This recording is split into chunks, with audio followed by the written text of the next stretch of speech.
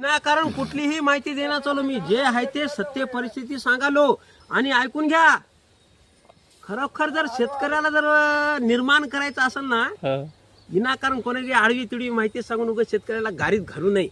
10-26 टाक, DAP टाक, हे टाक. अरे तुमच्या शेतीचा पोच का आहे, शेतीची तुमच्या का आहे काय नाही ते बघून तुम्ही सांगा ना.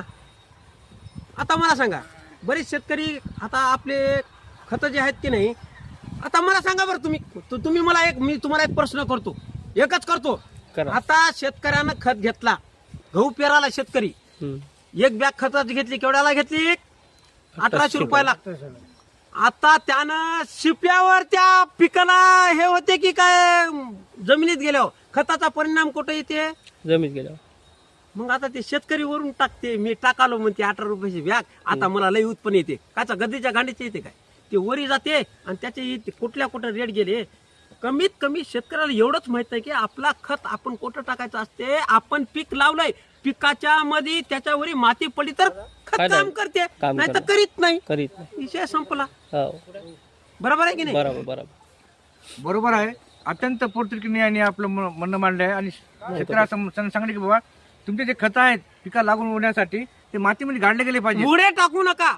तुमचा ते कुठलाही सेंद्रिय खत असू द्या, कोणता असू द्या, रासायनिक असू कोणता असू द्या, मग उडे नका टाकू, जमिनीत टाका. वर नका टाकू, जमिनीत टाका. नाही जमिनीत टाकला तरी ते खत कोणतं आहे याची बी माहिती पाहिजे तुम्हाला 100%. बरोबर आहे की नाही? काय आपण काय खत टाकायला की वाळू टाकल्या, काय मातीत टाकल्या, माती टाकल्या, एवढं बी संदर्भ पाहिजे बरं का? बरोबर. म्हणजे खत कसा बनला, कशा काय बेस आहे त्यामध्ये, कंटेंट काय आहे, काय वापरलं पाहिजे, नंतर कधी वापरलं पाहिजे, स्मोल कधी वापरला पाहिजे, आणि खतावर खत म्हणजे पहिल्या स्टेज मधून लास्ट स्टेज पर्यंत. आता समजा पहिल्या स्टेजला खत कोणता लागते आणि तुम्ही जर लास्टची जर स्टेज देऊ लागल्या शेतकऱ्याला, मला ते शेतकरी कर्ज होऊन फाशी घेणार तर काय करेल हो? आणि असे मार्गदर्शन करणारे माणसं आपल्या पूर्ण महाराष्ट्रात नाही, पूर्ण भारत देशात व्हायला पाहिजेत. एवढी एक माझी शेतकऱ्याची गरीब शेतकऱ्याची विनंती आहे. जय हिंद, जय महाराष्ट्र, छत्रपती शिवाजी महाराज की जय. धन्यवाद. बरोबर आहे. जे आतापर्यंत जे बोलले यादवरावजी जाधव साहेब, तळमळीनं बोलले, पोटतिडकीनं बोलले की बाबा खत तुम्ही घेता. आता बघा सोयाबीनचे भाव तिथंच आहेत, स्थिर आहेत, पण खताचे भाव दुप्पट झाले. ते खत आता जवळजवळ 1819 रुपयाला आपला एक गोणी भेटते 50 किलो. सोन्याचा भाव 2 लाख रुपये तोळा कस काय झाला हो? आमच्या सोयाबीनचा भाव कस काय देण्यात आलाय 5च्या वरी?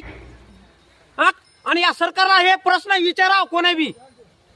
बरोबर आहे. शेतकऱ्याची एकजूट नसल्यामुळं सरकार किंवा म्हणा काही कंपन्या म्हणा याचा गैरफायदा घेत आहेत.